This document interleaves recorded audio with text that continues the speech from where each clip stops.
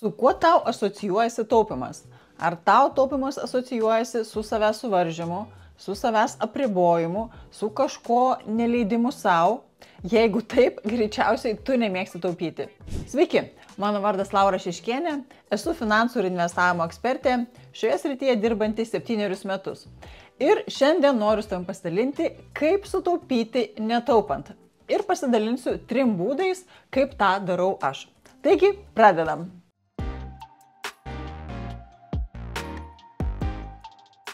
Galbūt tau ir pavyksta sutaupyti. Na, iš tikrųjų, yra 2 tipų žmonės. Vieni yra taupuoliai, kuriems pavyksta taupyti be pastangų, bet kiti yra išlaidūnai, kurie nemėgsta taupyti. Sakyčiau, net nekenčia taupyti, bet kartais jiems pavyksta taupyti ir tada kas nutinka, greičiausiai tuos pinigus jie išleidžia.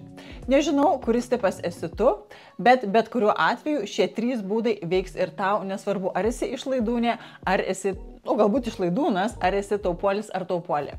Taigi pirmas būdas, kurį tikrai rekomenduoju, yra pats paprasčiausias, tai dalį savo pajamų automatiškai atsidėk į atskirą sąskaitą. Skamba per daug paprasta, iš tikrųjų taip ir yra. Bet yra keletą taisyklių, kurių turėtum laikytis. Taigi pirmoji taisyklė, kad gavusi pajamas iš karto atsidėk į atskirą sąskaitą. Čia su ta sąlyga, kad gauni pajamas 1 kartą per mėnesį ir tokiu atveju greičiausiai dirbi su darbo sutartimi.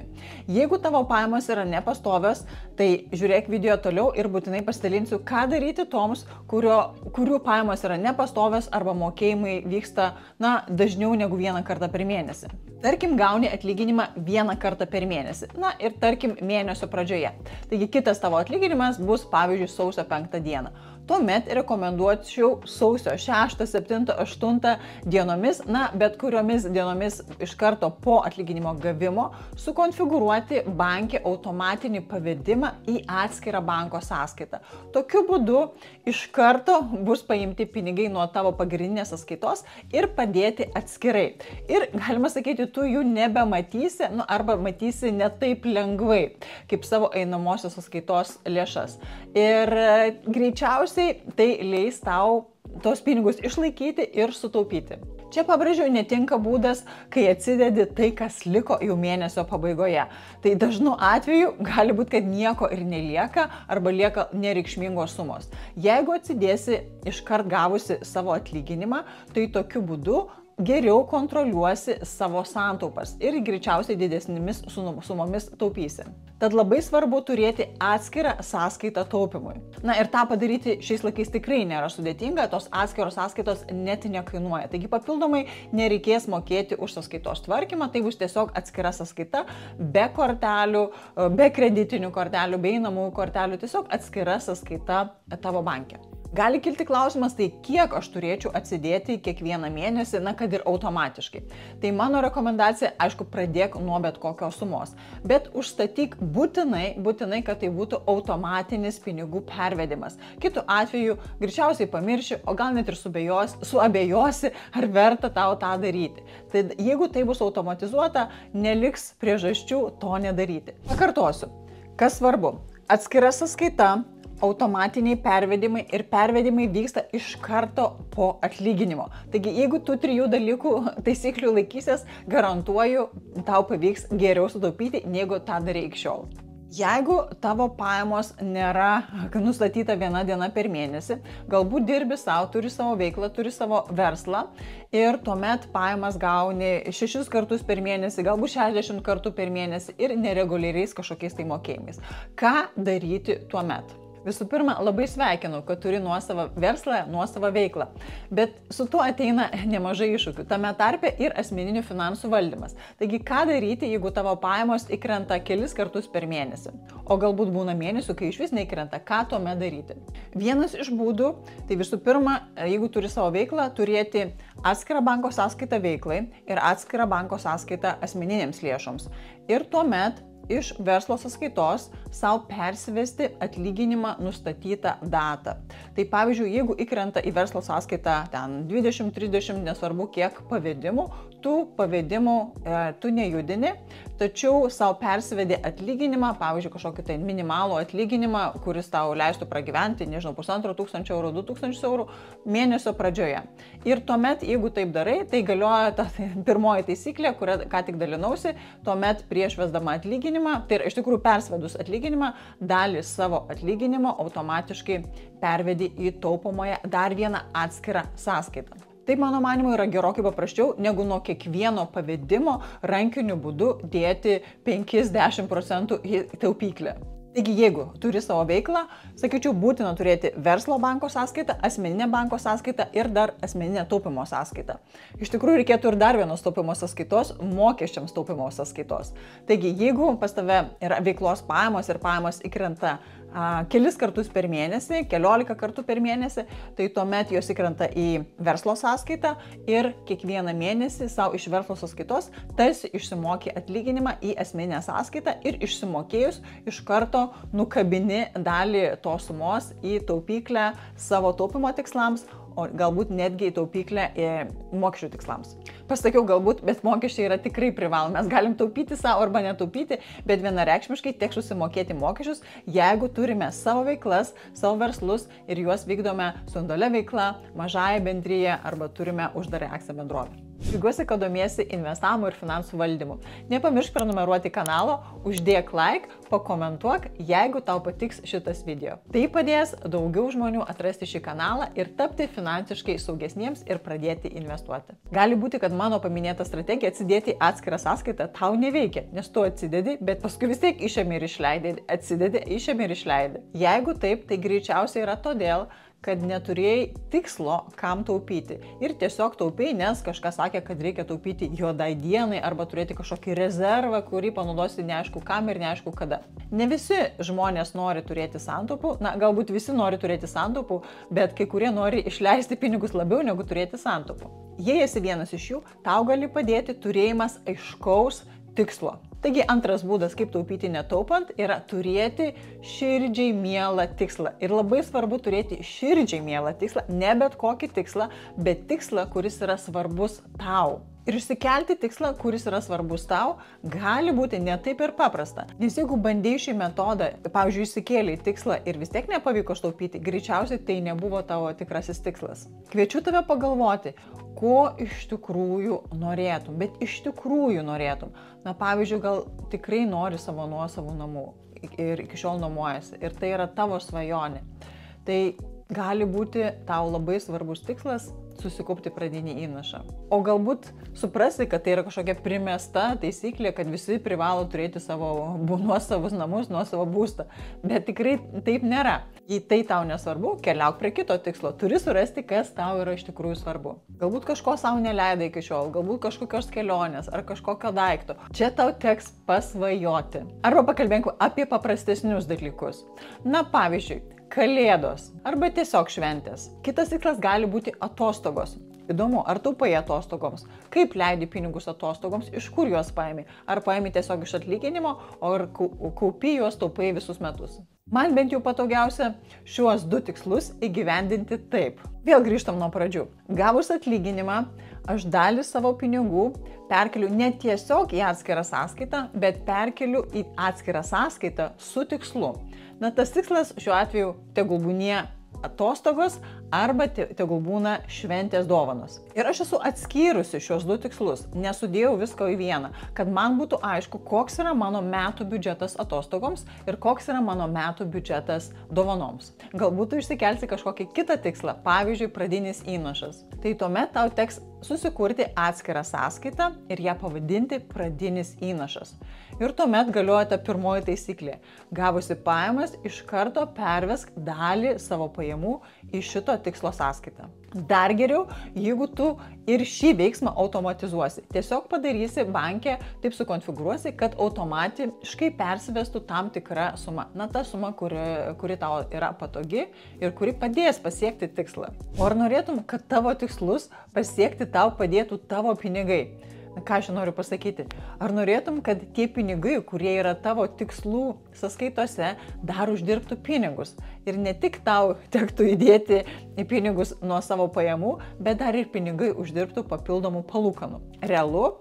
Taip, realu, tačiau tos palūkanos nesitikėk, jos nebus labai didelis ir reikšmingos. Bet kuriuo atveju vis tiek malonu, jeigu vienas kitas centas nubirės, sakykime, iš dangaus. Ne visai iš dangaus, tai tiesiog bankas sumokės už tai, kad aš turiu kaupiamojo indėlio sutartį. Kaupiamoji indėlio sutartis iš tikrųjų bus ne kas kita, taip kaip tiesiog atskira sąskaita banke su kitu pavadinimu ir mokės palūkanas. O dabar dėmesio praktinė dalis, kaip tą padaryti. Pažiūrėkim dabar, kaip mano ką tik rekomenduotus veiksmus reikėtų įgyvendinti per Revolut, SEBA ir SVEDA.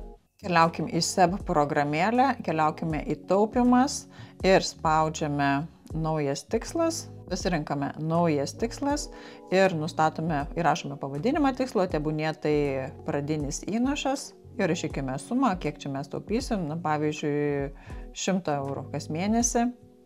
Tada spaudžiame toliau ir mes norim periodinių pervedimų ir nustatysim datą, kada, spaudžiame toliau. Kas mėnesį taip norėsim, kad pervestų, periodinio pirmo mokėjimo datą galim pakoreguoti, pavyzdžiui, kad nuo kitų metų pradėti. Ir čia įvedam dar kartą tą sumą 100 eurų.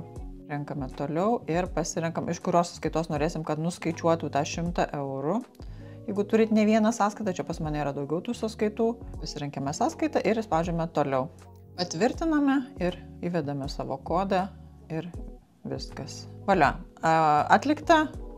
Sudartis sudaryta ir mes čia matom dabar savo tikslus, gali būti jų ne vienas ir pasižiūrim dar mokesčius. Tai yra ne mokesčius, mokesčių nėra, viskas čia nekainuoja, tas atsidarimas, taupimas, pavedimai ir gausime mes 2,22% metinių palūkanų. Taigi išlaidų kažkokių nepatiriame, bet gauname 2,25% metinės palūkanos už tą sumą, kurią bus tuo metu tame indėlyje šitoje sąskaitoje.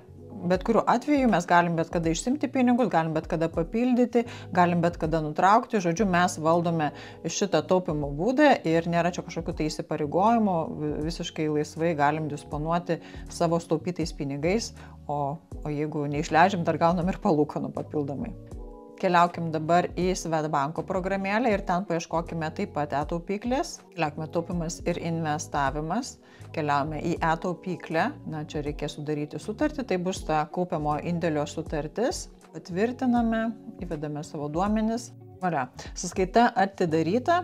Sąskaita atidaryta ir dabar mums čia reiktų surasti, kur investuoti, tai yra kur taupyti periodiškai, bet dabar įvedame tikslą, taigi mūsų tikslas yra pradinis, įvedame sumą, kurią norime pasiekti, čia reiktų tikslo sumą įvesti, tarkim 20 000 ir čia nematau, kur galima rasti, kad periodiškai pervestų.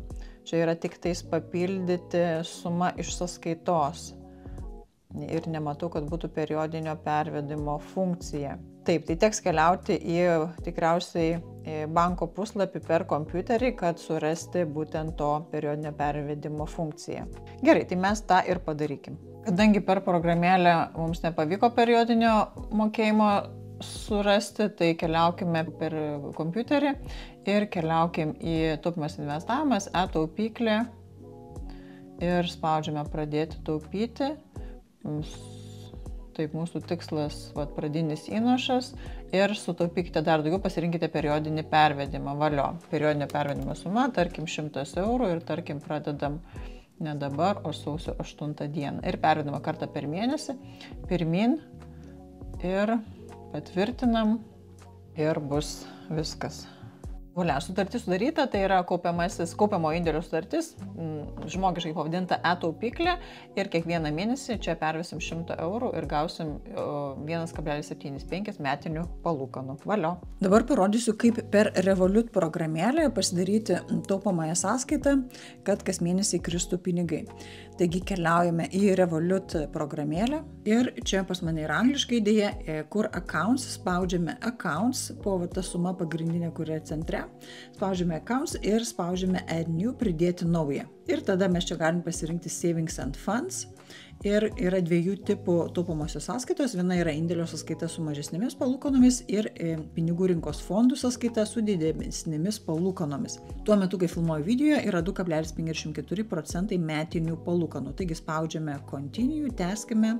Galime pasirinkti, ar taupysime eurais ar kita valiuta. Na, aš čia visuomet naudoju savo valiutą, taigi taupysiu eurais, bet jeigu turite pinigų kitomis valiutomis, taip pat galite sukurti atskirą sąskaitą būtent šitai valiutai. Ir čia nieko daugiau kaip ir spausti nereikia, galim susipažinti ir spaudžiame confirm patvirtinti ir belieka mus pridėti pinigus. Nustatome, nuo kada norėsime pradėti, nuo kokios datos, galim patys pasirinkti ir pasirenkame pavyzdžiui, kad investuosime nuo kitų metų sausio 8 dienos. Ir bus kas mėnesį daromi pavedimai ir spaudžiame schedule ir dabar belieka nustatyti, kokią pinigų sumą kas mėnesį norėsime, kad pervestų, tarkim 100 eurų. Ir confirm. Ir tą pavedimą, kurį sukonfiguravome, galima bet kada atjungti. Taigi, jeigu kažkada jau nebenorėsite daryti šito pavedimo, tiesiog spaudžiate, nueinate į sąskaitą savo ir pasižiūrite, kad yra užstatytas pasikartojantis pavedimas ir jį galite tiesiog ištrinti. Tai tiek apie taupimą per Revolut, ką galima daryti kiekvieną mėnesį, kai tik gaunam pajamas. Apturim jau 2 būdus, kaip taupyti netaupant. Taigi pirmas būdas – automatiniai pervedimai į atskirą sąskaitą. Antras būdas – tiesiog turėk tikslą ir tau niekada nebereikės taupyti, tu tiesiog sieksi savo tikslo. Na, o trečias būdas, kaip taupyti netaupant, yra investuoti. Jau gerokai geriau skamba, aš netaupau, aš investuoju. Investavimas, mano manymu, yra ne kas kita, kaip protingas taupimas. Na, iš tikrųjų, jeigu mes turėsim indėlio sąskaitą, kaupiamo indėlio sąskaitą, kur mokami procentai, jau galima sakyti, kad investuojami yra pinigai. Bet galime padaryti dar truputį gudriau, turiu omeny uždirbti daugiau negu 2-3%. Jeigu tau iki šiol trūko motyvacijos taupyti, o galbūt ir nesugalvoji kažkokio tai tikslo, bet nori investuoti, investavimas gali būti tavo taupimo tikslas. Na, tai nėra tikslas kaip ir savaime, bet investavimo procesas padės vienareikšmiškai taupyti pinigus, nes reikės pinigų investavimui ir juos reikės iš kažkur paimti. Esu pastebėjusi, kad jeigu žmogus iki šiol nelabai taupė, bet nori investuoti, jis pradeda ieškoti pinigų iš savo išlaidų, atsisako kažkokių tai išlaidų ir tų pinigų investavimui staiga atsiranda, nors iki šiol jų visai nebuvo. Žinoma, investicijos atneša tam tikrą riziką. Aš visuomet sakau, jeigu esi investavimo kelionės pradžioje, tuomet neinvestuok tokių pinigų, kurių tau prireiks per artimiausius 12 mėnesių. O investuok tuos pinigus, kurių tau neprireiks šiais metais, galbūt net ir kitais metais. Idealiu atveju investuok tuos pinigus, kurių tau neprireiks ateinančius 2, 3, 4, gal net ir 5 metus. Bet kuriuo atveju investavimas yra ilgalaikis procesas. Ir kad pinigai uždirbtų pinigus, prireiks, ne 1 metų, gal net ir ne 1 dešimtmečio. Žinoma, jeigu iki šiol neturėjai jokių santaupų, logiška būtų nesuinvestuoti visų pinigų, nes gali pinigų tiesiog bet kada prireikti ir tuomet reikės pardavinėti investicijas. Kažkokią dalį rekomenduočiau pasilikti savo taupyklėse, kurios neša procentus. Na, o kažkokią dalį investuoti. Gali būti tai 50% taupimui ir tikslams, 50% investavimui. Na, pavyzdžiui, jeigu turi taupimui 100 eurų, bet labai nori investuoti ir neturi jokių santaupų, rekomenduočiau 50 eurų pasilikti taupimui ir 50 eurų skirti investavimui. Šiais laikais investavimui net nereikia didelių sumų, galima pradėti net nuo 1 euro. Bet ką pirkti, ne visiems dar aišku. Ką daryčiau aš, jeigu turėčiau 50 eurų investavimui per mėnesį? Bent jau man pats paprasčiausias būdas būtų investuoti į investicinius fondus per banką. Vėlgi galiu padaryti automatinius pavedimus, kad man nuskaičiuotų kiekvieną mėnesį ir nupirktų fondo vienetų. Kitas būdas, pavyzdžiui, kažkokią dalį paskirti kripto investavimui. Vėlgi galiu padaryti automatinius pavedimus, kad nuskaičiuotų kiekvieną savaitę arba kiekvieną mėnesį, kad ir po nedidelę sumą, pavyzdžiui, 5 ar 10 eurų. Ir tokiu būdu jau pradėsiu savo mini investicinį portfelį, jis bus automatizuotas, nereiks man sukti galvos kiekvieną mėnesį, investuoti, neinvestuoti, į ką investuoti. Tiesiog vieną kartą reiks prisėsti, pasigilinti, sutvarkyti visus automatinius pavedimus ir tuomet, volia, viskas jau tada važiuos automatiškai. Gali būti aišku, kad niekas neaišku, kur tos fondus rasti, kur tą kripto rasti, per kokias programėlės investuoti, bet apie tai kitose video arba lauksiu tavęs investavimo mokymuose. Informaciją apie mokymus rasi šio video aprašyme. Na, o aš pažadu sukurti video apie investavimą mažomis sumomis. Nežinau kaip tau, bet man investavimas yra geriausias taupimo būdas. Aišku, tik todėl, kad sutaupyti pinigai ten uždirba kitus pinigus. Ir kuo ilgiau aš investuoju, kuo didesnės sumas sutaupau ir investuoju, tuo didesnės gaunasi ir gražos. Tad jeigu norėsi išmokti investavimo, lauksiu tavęs investavimo mokymuose. Jų ieškok moterisinvestuoja.lt puslapyje. Tai mano 3 strategijos, kaip taupyti netaupant. Visų pirma, atskira sąskaita taupimui, automatizuoti pavedimai, išsikeltas tikslas, idealiu atveju, tai tas tikslas ir yra investavimas. Labai noriu palinkėti, kad tai, ką išgirdai, iš karto pritaikytum praktikoje ir neatidėliotum vėliau kažkada tą padarysiu. Būtinai pritaikyk praktikoje, kad turėtum iš karto ir rezultatą. Nes viskas prasideda nuo mažų žingsnelių, kurie ilgainiui atneš didelius rezultatus. Tad tik pirmin ir pradėk šiandien. Jei patiko tau šitas video, nepamiršk like ir subscribe ir mes būtinai pasimatysime kituose video. Na ir būtinai pakomentuok, kokią taupimo strategiją tu naudoji arba kuris iš šitų būdų tau yra pats mėgstamiausias. Ačiū dar kartą ir ate.